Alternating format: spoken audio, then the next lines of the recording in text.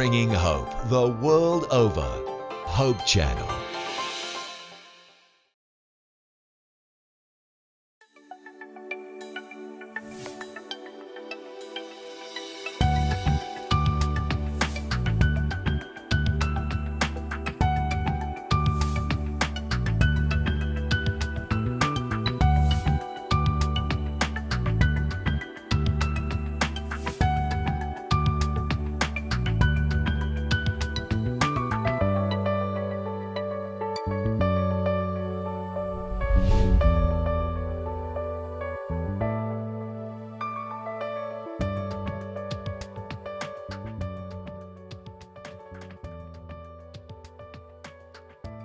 Napakahalaga, masaya, at napakaligayang mga sandali ng ating gugugulin sa pag-aaral ng salita ng Diyos. Ngayong oras na ito, ang paksang ating tatalakayin ay may kinalaman sa kasaysayan ng tunay na iglesia.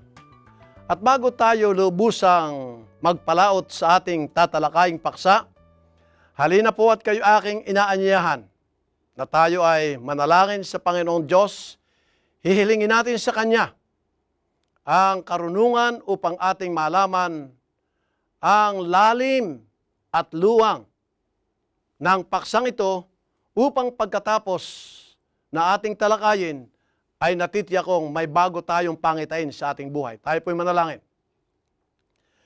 Dakila naming Diyos at amang banal na makapangyarihan sa lahat.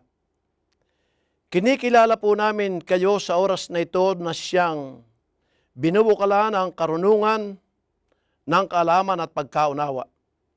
Aming pong tatalakayin ang napakasilang na paksa, ang kasaysayan ng tunay na iglesia.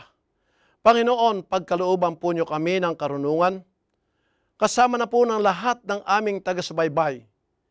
Tulungan po niyo kami na aming maintindihan ang inyong kalooban sa paksang ito. Sa pangalan po ni Jesus. Amen.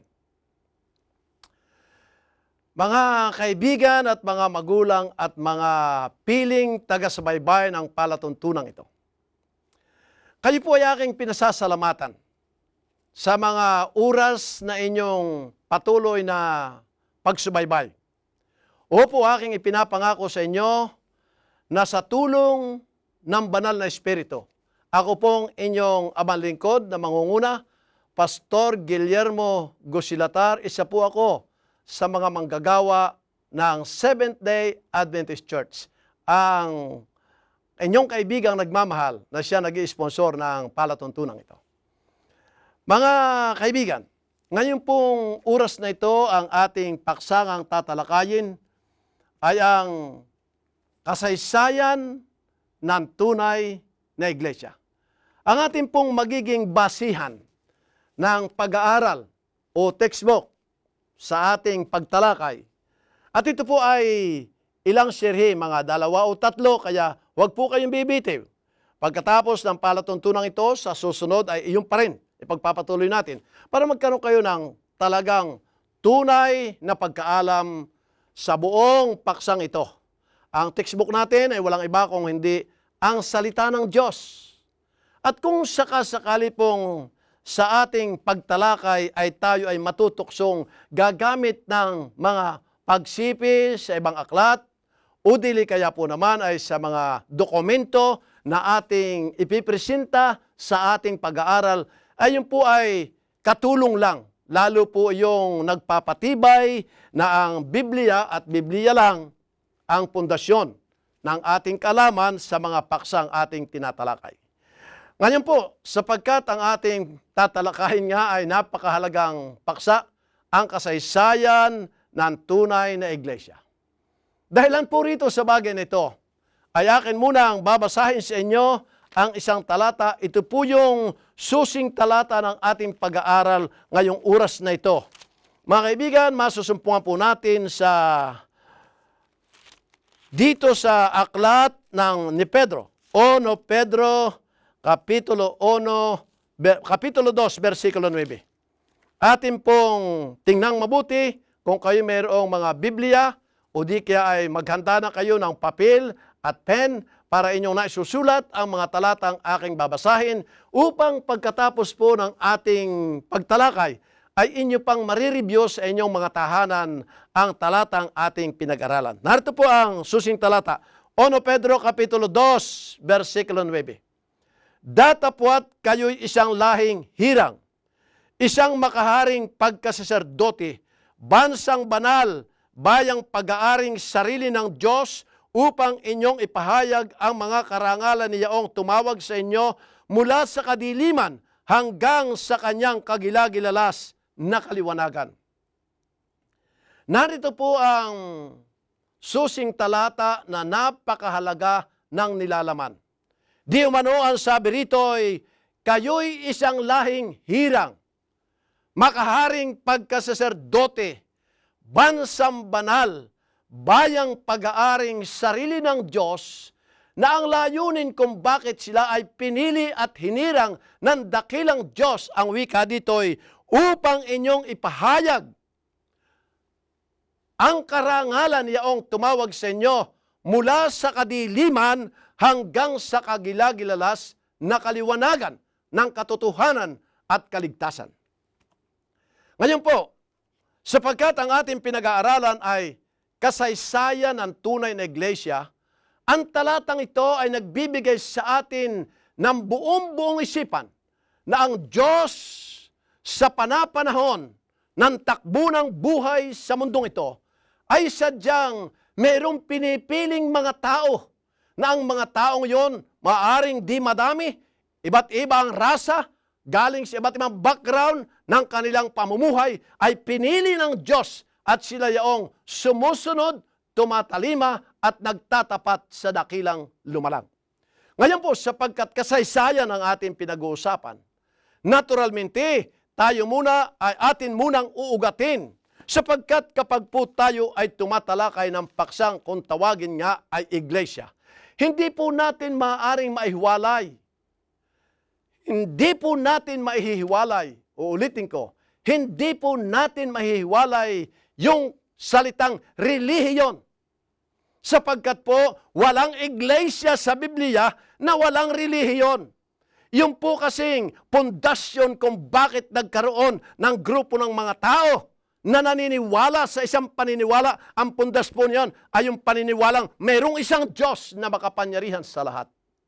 Kaya narito po, ating uugatin yung tunay na paniniwala na may kinalaman sa sinasabing iglesia na kasaysayan. Dito po sa Henesis, inyong pansinin, ang kauna-unahang mga tao, sabihin nating mag-asawa, dito sa Henesis Kapitulo 1, versikulo 26, ay sinabi ng Diyos, lalangin natin ang tao sa ating larawan ayon sa ating wangis. Sa madalit sabi, dito sa Kapitulo 1, 2 at 3 ng Henesis, ang history dito ay isinasaad ang kasaysayan ng paglalalang ng kauna-unahan at wala nang ibang nilalang na tao ay si Eva at si Adan. Ngayon, sapagkat si Eva at si Adan ang unang nilikha na tao, nakikipag-usap ang manlalalang na ito na Diyos sa kanila. At ang itinatanim sa kanilang isipan, sa kanilang puso at sa kanilang kaluluwa ay walang iba kung hindi ang paniniwala sa dakilang lumikha na sila ay sasamba sa Kanya, na sila ay susunod sa Kanya, sapagkat sa pagsunod sa Diyos ay may katimpalang ibibigay ang Diyos at ito yung pakikisama niya at yun ay buhay na walang hanggan na hindi makakatikim sana ng anumang kasakitan sa buhay. Kaya nung unang panahon, ang unang nilikhang mga magulang, ako po'y naniniwala na sila ay may pananampalataya sa Diyos. May relihiyon sila. Yung pong paniniwala sa tunay na Diyos ay yan ay forma ng relihiyon. Pagkatapos na mag-asawa, ay yung pamilya naman, naging family. From couple, husband and wife, ay naging namang pamilya at ang family ito ay pamilya naman ni Noah. Dito sa Kapitulo 7 ng Henesis, ay sinabi sa versikulo 1, at sinabi ng Panginoon kay Noe, lumulang ka at ang iyong buong sambahayan sa sasakyan, sapagkat ikaw ay aking nakitang matuwid sa harap ko sa panahong ito. Sa bawat malinis na hayop ay kukuha ka ng tigpipito na lalaki at ang kanyang babae, at ang mga hayop na hindi malinis ay 2 ng lalaki at ng kanyang babae. Ano ang ibig sabihin dito? Ang pinili pagkatapos ni Adan at ni Eva, ang pinili naman ng Diyos ay ang pamilya ni Noe. Sila ay mayroong anak, si Shem, si Ham, si Japet, at ang kanyang asawa, nagsipag-asawa itong 3 anak na ito, kaya sila ang wika ay 8 sa isang pamilya. Inutusan ng Diyos na gumawa sila ng isang malaking daong sapagkat gugunawin ang lupa. Sa akala kaya ninyo, mga kaibigan, wala silang paniniwala sa Diyos? May relihiyon sila. Ang pamilyang ito ay may relihiyon. Ang relihiyon, yung sila ay sumampalataya sa tunay at buhay na Diyos. Alright, atin munang kalimutan itong si Noah. Punta tayo sa pamilya naman o sambahayan ni Abraham. Ano ang sabi ng Diyos? Dito rin sa Genesis Kapitulo 15, 16, 17 hanggang 20 ay maliwanag ang kasaysayan na pinili rin ng Panginoon Diyos si Abraham at ang kanyang sambahayan, at ang sabi, Abraham was a friend of God. Ngayon, nang si Abraham ay piliin ng Diyos, anong sabi ng Diyos? Abraham, umalis ka dyan sa iyong kinalalagyan tinitirahan. Pumunta ka sa isang lugar na sasabihin ko sa iyo. Sa iyo kayang, mga kaibigan ko, sa inyo kayang sariling pag-iisip at pagkukuro-kuro. Meron relihiyon ba si Abraham? Naturalmente, meron pong relihiyon siya, at ang kanyang relihiyon, yung relihiyon ni Ibat nga Dan, ay relihiyon din ni Noah at ang kanyang sambahayan. Yun din po ang relihiyon na sinasabi ni Abraham. Ngayon, kalimutan natin si Adan at si Eva. Kalimutan natin, pansamantala, si Noah at ang kanyang mga anak. Kalimutan natin si Abraham at ang kanyang sambahayan. Saan na papunta ang pagpili ng Diyos? Pinili ng Diyos. Kapitulo 2 hanggang patuloy ng Exodus. Maliwanag ang sinasabing, at si Jacob ay nanganak ng marami, at ang kanyang mga anak ay nagsipag-asawa. Pagkatapos, ang mga anak niya naging tribo, at yung maraming tribo ay naging bayan at tinawag ng wikay, mula ngayon, Israel. Hindi ka natatawaging Jacob, ikaw ay tatawagin ng Israel. At nandumami ang tribong ito ay tinawag ng Diyos at tinawag ng Biblia na ito ang bansang Israel. Sa paniniwala kaya ninyo, sa inyong kuro-kuro, meron ba silang relihiyon? Naturalmente, may relihiyon po sila. At ang relihiyon nila, yung naniniwala sa tunay na Diyos. Yung Diyos na lumalang, yung Diyos na nagpapala sa kanila, yung Diyos na nagpaulan ng mana sa ilang, ay yung po ang Diyos na kanilang pinaniniwalaan at sinasampalatayanan.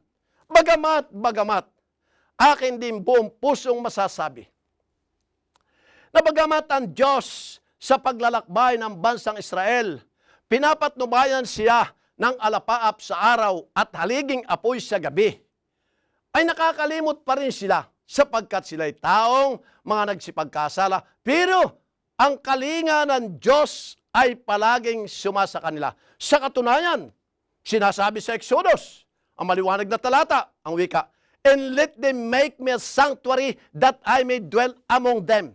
Moises ang wika, bayaan mo ang bansang Israel ay gumawa ng isang sanktuaryo upang ako ay makatira sa gitna nila.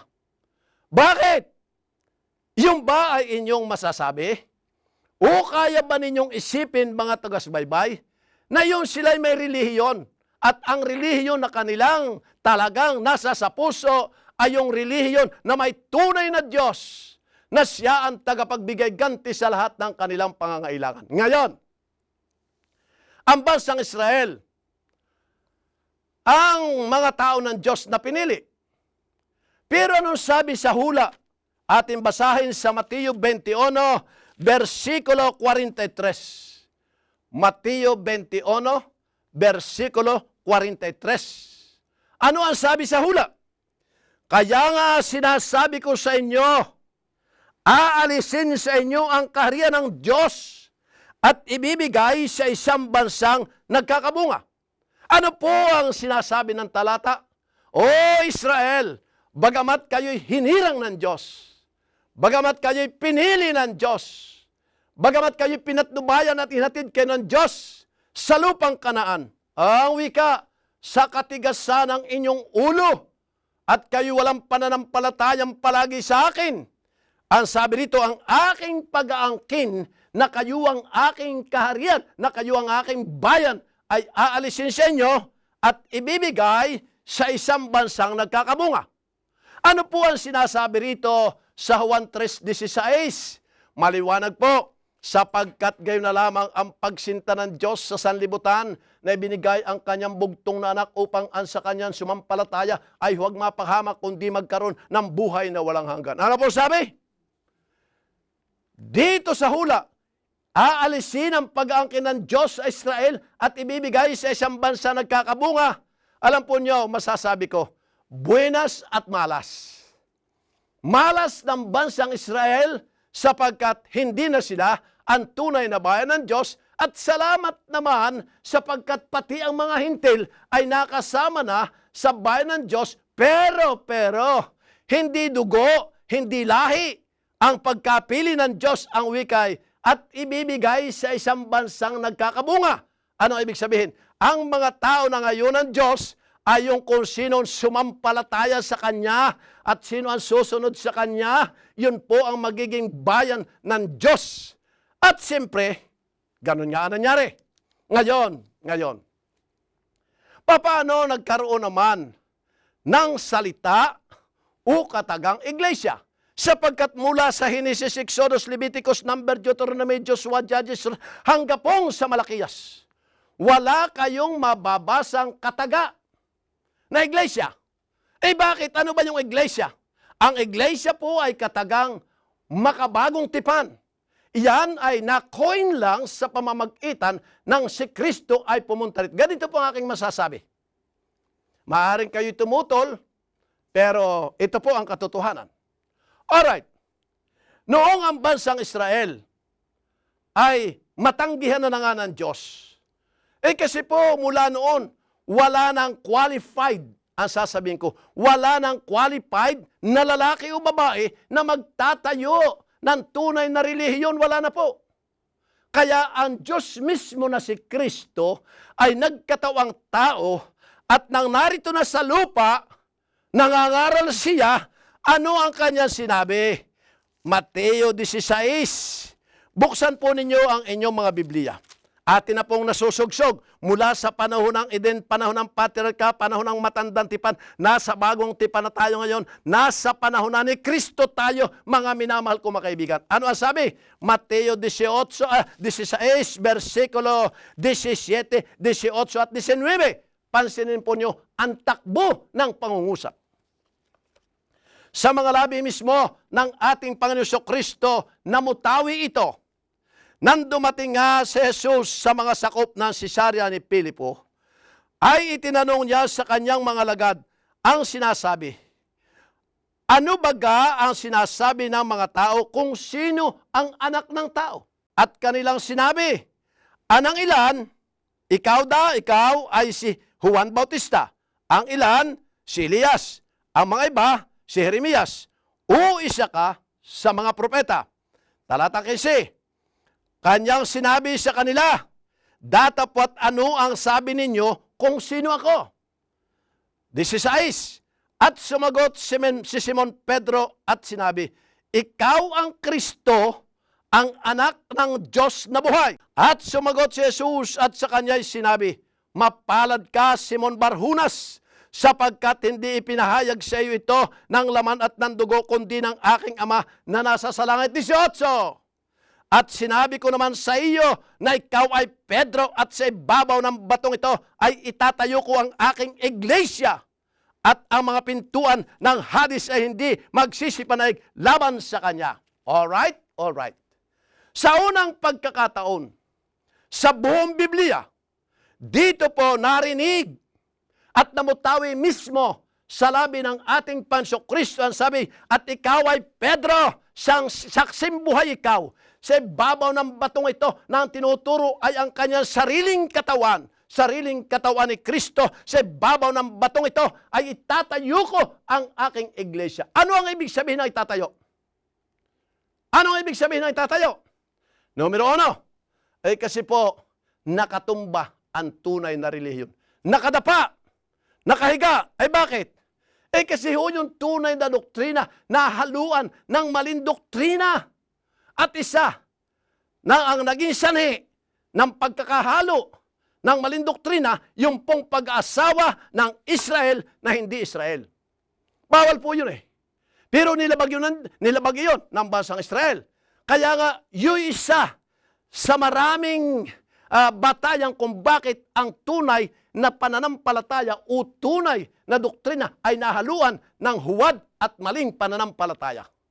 Noong unang panahon, eto, isang halimbawa, noong unang panahon, ang sinasambalaang ay tunay na Diyos. Pero nadagdagan ng gintong baka, nadagdagan ng mga ribolto, nadagdagan ng pagsamba sa mga creatures. Kahit bato, kahit kung anuman, ay sinasamba na rin. Ay bakit nga? Napahalo ang maling doktrina sa tunay na doktrina at wala ng tao na qualified upang itayo ang punong-puno ng mga huwad na doktrina ang tunay na relihiyon. So therefore, it was very logical. It was very lawful. It was very ethical na talagang si Kristo mismo na galing sa kalangitan ay sinugo ng Ama ang magbabangon, magtatayo ng kanyang relihiyon, at ito ang kanyang iglesia. Alright. Ating pansinin. Ang sabi dito, itatayo ko ang aking iglesia, at ang mga pintuan ng Hades ay hindi magsisipanaig laban sa kanya. Anong ibig sabihin dito? Yung pong iglesia, yung relihiyon na dala ni Kristo, ang wika, anuman ang dumating na pagsubok sa buhay, bugbugin man, hampasin man, na mga persecution o pag-uusig, hindi po mananaig. Ito po ay magtatagumpay. Magtatagumpay po ito.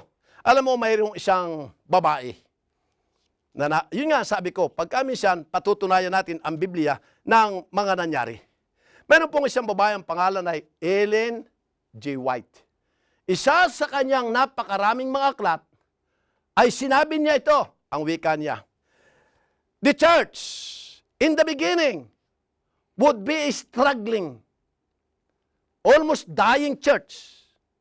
But at the end, this church of Christ will be a victorious and triumphant church. Nakita niyo ang puntos? Ano sabi? At ang pintuan ng Hades ay hindi magsisipanag sa kanya. Ang sabi nitong isang babaeng ito, na lingkod ng Panginoon Diyos, ang tunay na iglesia sa pasimula ay struggling. Seemingly will die. But she will never die. Instead, she would be a triumphant and victorious church at last. Bakit? Si Kristo ang ulo. Tayo ang katawan. Maaari bang magupo ito ng kaway? Imposible. Alright, may mga pagkakataong seemingly ay maaaring madaig, pero hindi po madadaig. Yan ang matibay na sinasabi ng salita ng Diyos. Isa pa, may magandang puntos dito eh. Talatang 19 ng kapitulo 16 din ng sulat ni San Mateo. Ano pa sabi sa 19? Ibibigay ko sa inyo ang mga susi ng kaharian ng langit at anumang iyong talian sa lupa ay tatalian sa langit at ang anumang inyong kalagan sa lupa ay kakalagan sa langit. Aba, ito po ay talagang napakahalaga. Napakahalaga. At sapagkat hindi masyadong matagal ang oras ng ating pagtalakay, ay gusto kong paminsan-minsan ay shortcutin yung mahabang kasaysayan. Total, yun din po naman ang suma total. Ngayon, ano ang ibig sabihin nito? Pedro, saksim buhay ko, buhay ikaw. Aking itatayo ang aking relihiyon o ang aking iglesia, sapagkat ang iglesia ay grupo ng mga taong tinawag upang magbanal. Alright? So, itong mga taong ito ay relihiyon ni Kristo ang daladala. Ngayon, ibibigay ko sa inyo, ibibigay ko sa iyo ang mga susi ng kaharian ng langit. Ito, additional knowledge. Bakit kaya sinabing Pedro, ibibigay ko sa iyo ang mga susi. Ibibigay ko sa iyo ang mga susi ng kaharian ng langit. Ilan ba ang pintuan ng kaharian ng langit? Pag binasa niyo sa Apokalipsis, may 12 pintuan. So in other words, may 12 susi.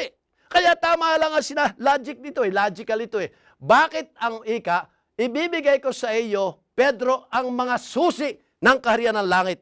At anumang iyong talian sa lupa, ang ibig tanggapin, ay tatanggapin sila. Kaya po napakahalaga ito Alam nyo, ang sabi lang ng mga tao, alam mo, ang wika, hindi importante ang relihiyon. Hindi importante ang relihiyon. Ang importante ang wika ay tayo manampalataya kay Kristo at sa pananampalataya na ibibigay ang kanyang biyaya at ang biyayang iyon ng wika ang magliligtas sa atin.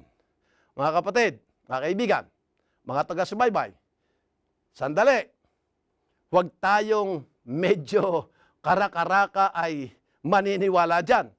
Hindi po. Mahalaga po ang relihiyon dito Bakit ba si Kristo'y nagtayo pa ng relihiyon, nagtayo pa ng kanyang iglesia kung hindi mahalaga? Kaya yung magsasabing, ay, hindi mahalaga relihiyon. Nagkakamali po kayo. Mahalaga ang relihiyon, lalo na kung ang relihiyon ay yung tama. Kasi po, dito sa susunod na mga kabanata ng ating pag-aaral, mababanggit natin, ilan ba ang dami ng relihiyon sa balat ng lupa as of today, 2012. Dito lang sa Pilipinas, masasabi ko sa inyo, punta kayo sa Securities Commission, sobra pang 50. Ay, doon pa sa ibang bansa. Abay, lalo na sa Amerika, the land of freedom, ay di napakarami. Sa dami-dami ng sikta ng pananampalataya at relihiyon at samahan. Natural, ang sasabihin ko, may isa lang dyan tama. Kasi isa lang naman ang iglesyang itinayo ni Kristo Isa lang. At yun ay ang kanyang iglesia. Ang puntos dito ay may susi ang iglesyang ito ng kaharian ng langit at ang sino mang tanggapin, maging membro. Tahasan sasabihin ko sa inyo, yung talagang maging membro ng tunay na iglesia ni Kristo ay talagang maliligtas. Pero yung magiging membro ng mga iglesyang tinaguri ang iglesia nga ni Kristo, pero hindi naman, wala akong magagawa dyan. Hindi ko sinasabi hindi maliligtas, dangang baka nga. Pero ang puntos dito, ang sinasabi ko lang dito, nagtayo ng iglesia si Kristo mismo at pagkatapos, siyempre, naroon ang kanyang relihiyon at yung relihiyong importante sapagkat ang tunay na relihiyon ay magdadala ng tunay na doktrina at ang buong kahulugan ng tunay na doktrina ay ang tunay na Diyos na dapat natin sambahin. Kaya importante mga kaibigan, mahalagang-mahalaga yan. Kaya po huwag kayong bibitiw sa ating pag-aaral. Ito ay napakahalaga. Sa katotohanan nga mga kaibigan, medyo bantulot ako o hesitant na talakayin ito sapagkat iniisip kong napakaraming mga relihiyon, baka tayo ay makadanas, magkahinanakitan. Wala po. Hindi po layunin ng pangasiwang ito ang makasakit ng damdamin, kaya lamang po naman, merong itong linya ay para kayo huwag matungtungan, limpi-limpi sa linya. Ayun po ang puntos natin dito. At kung kami man ay makatungtong, hindi po namin sinasadya. Akin ang pinagpapauna. Kaya lang ang puntos dito, mga kaibigan, mula sa kay Eva at kay Adan, may paniniwala sa Diyos.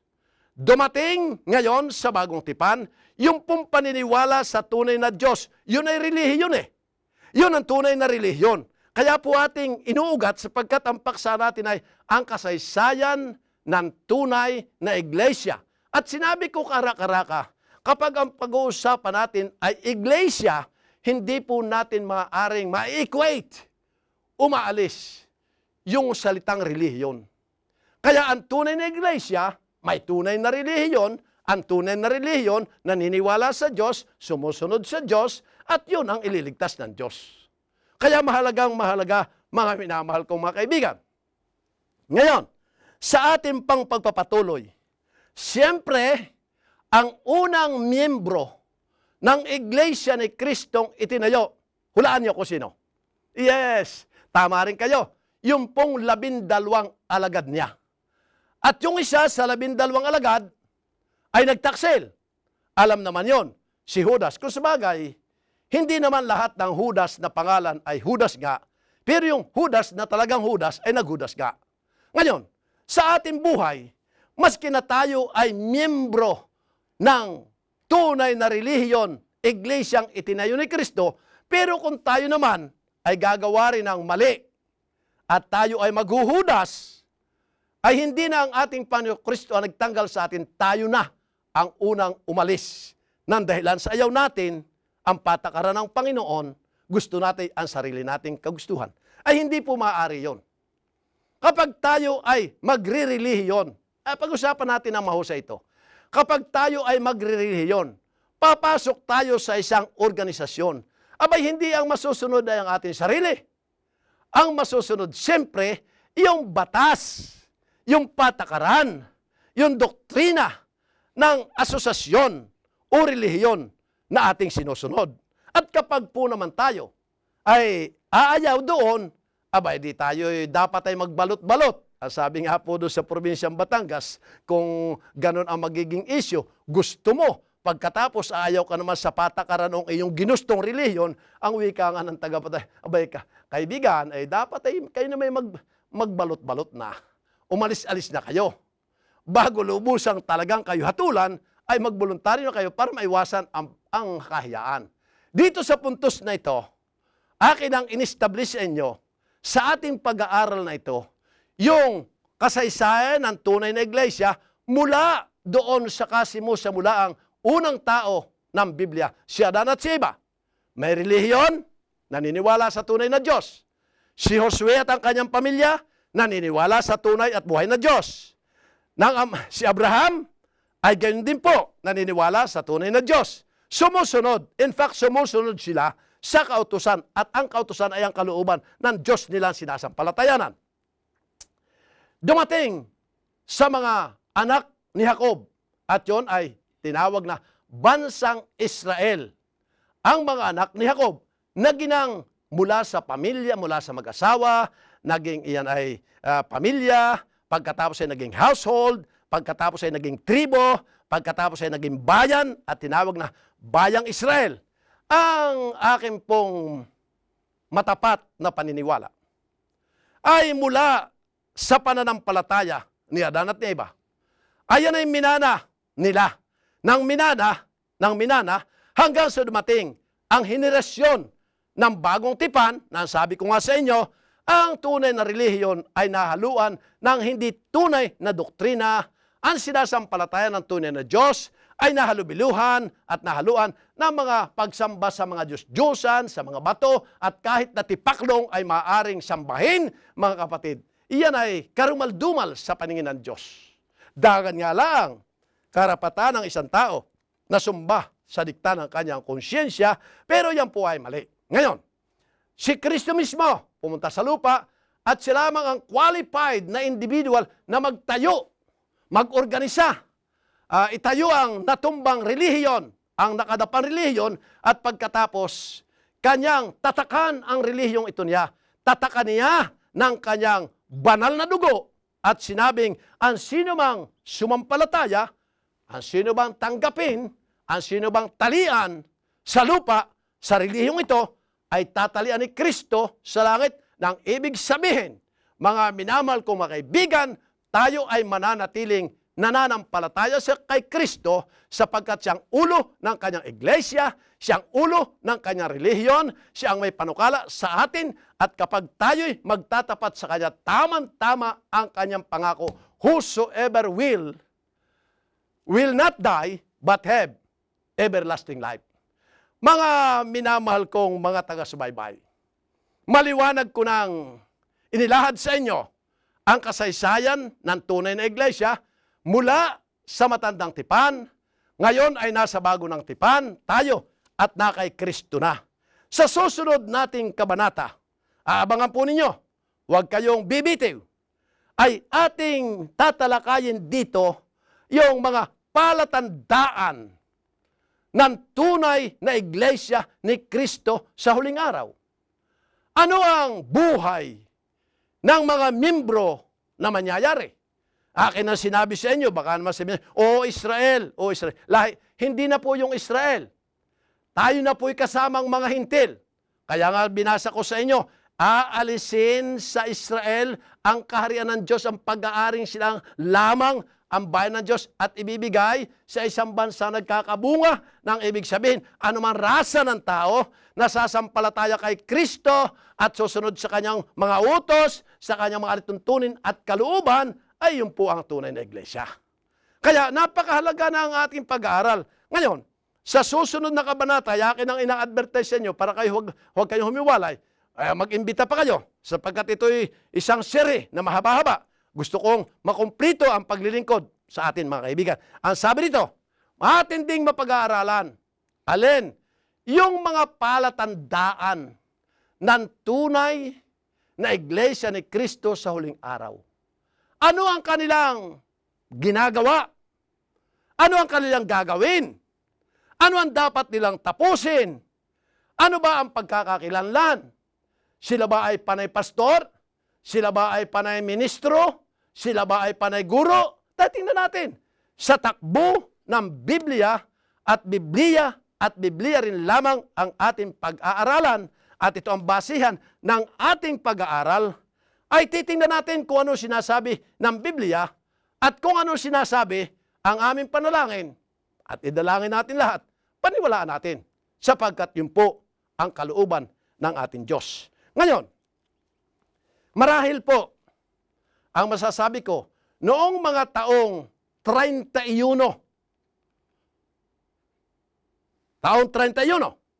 sapagkat si Kristo ay pinanganak noong taong 3, pagkatapos nabinsiyagan siya noong taong 27, pagkatapos siya ay nabayubay sa cross noong taong 31, yun po ay tinatak ang kanyang dugo sa kanyang iglesyang itinayo.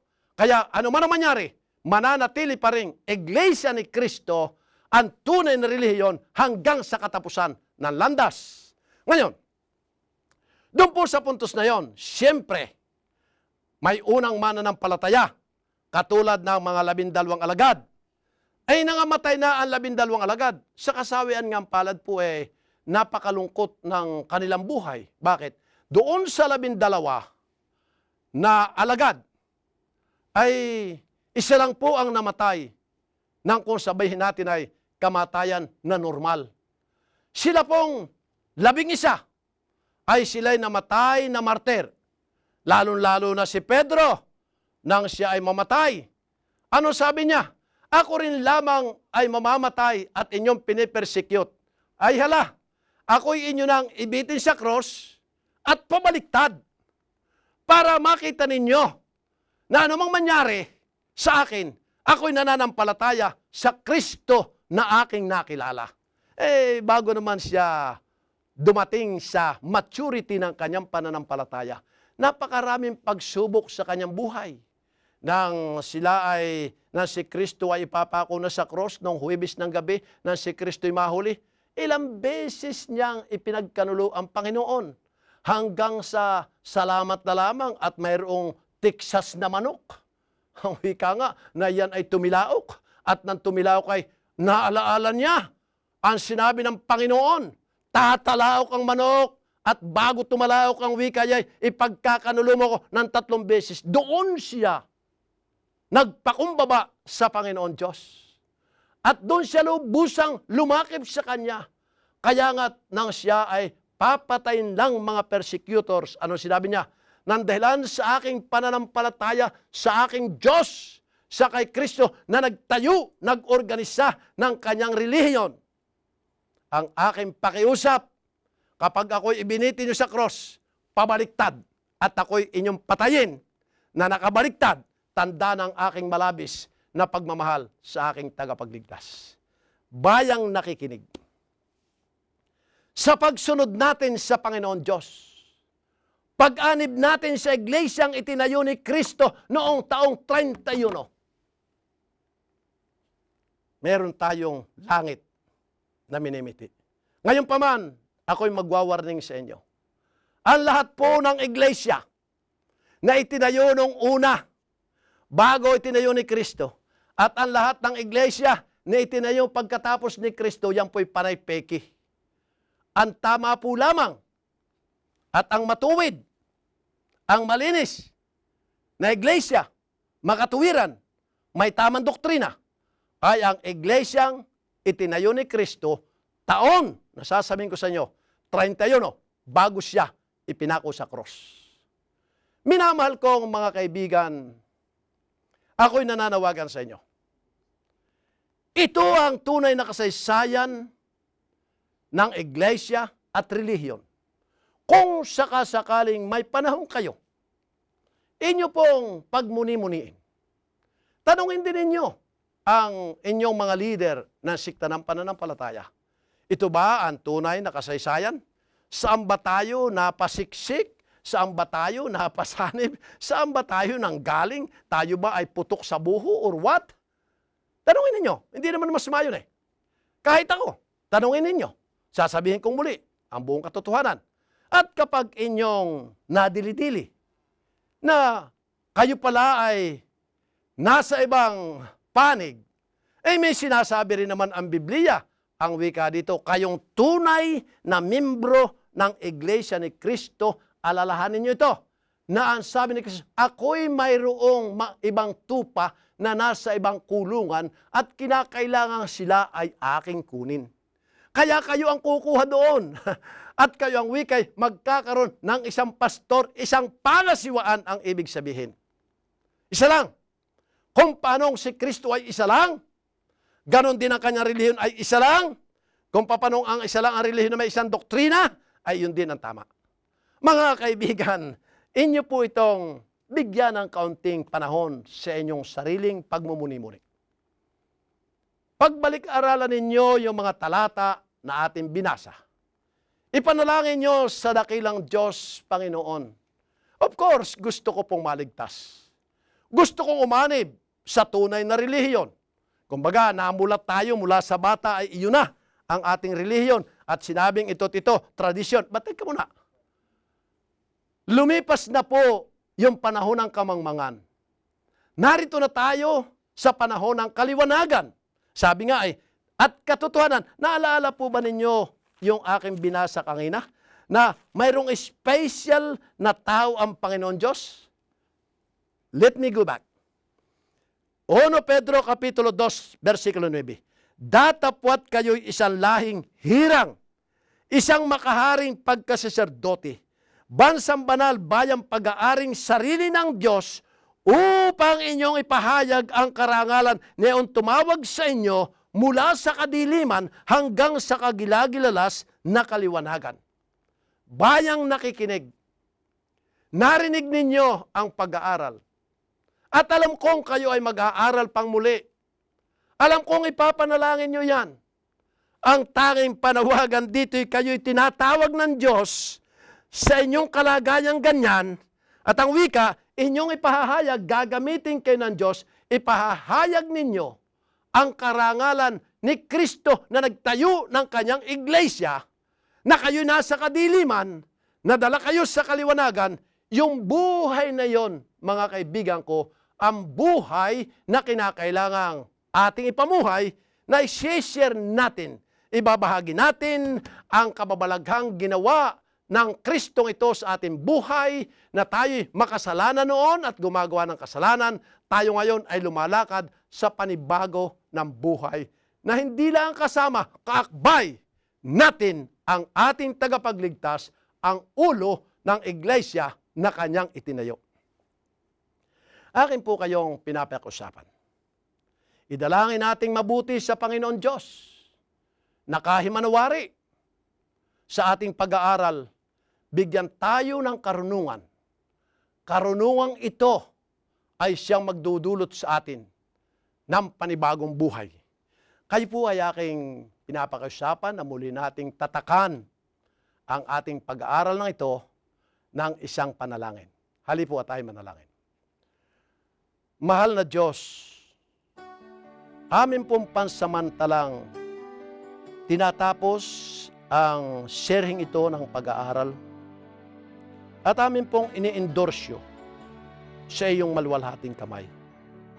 Panginoon, kami marurupok ninyong mga instrumento, ang aming pakiusap. Kasihan po ng banal na Espiritu at ipaliwanag sa aming taga-subaybay ang tunay na katotohanan na kung saan kung kanilang tatanggapin, magkakaroon ng bagong buhay sa kanilang nakalipas na buhay. Amang banal, giyagisin niyo ang aming mga puso, ang aming mga pag-iisip. Ilagay po ninyo, Panginoon, ang mga doktrinang kung saan dito kami makababawi sa pagiging makasalanan.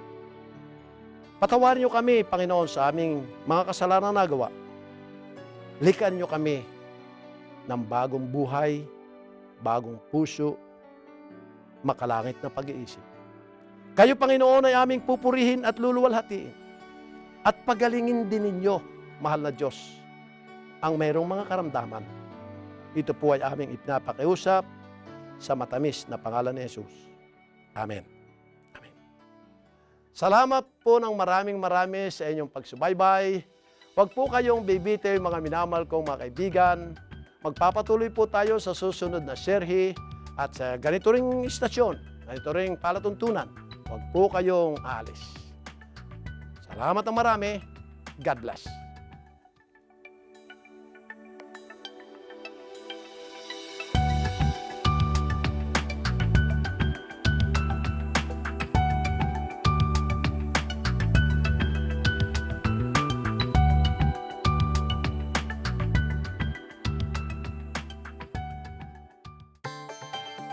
Bringing hope the world over. Hope Channel.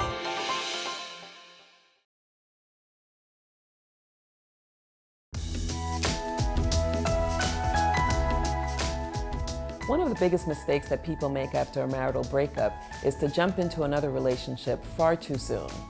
We believe that it takes 2 to 3 years for an individual to work through the hurts of a failed marriage. Examine what went wrong. Perhaps see a counselor and talk through some of what has happened. Admit the fact that you may have some bad habits and work to getting rid of those habits. In addition to getting rid of habits, you need to consider whether or not you've really healed emotionally from the previous relationship and whether or not you're ready to enter into a new intimate relationship with someone else.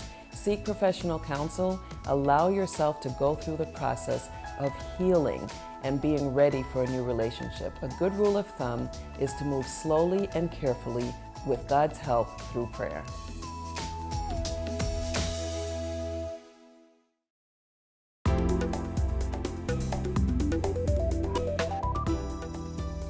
How long does it take to become an ex-smoker?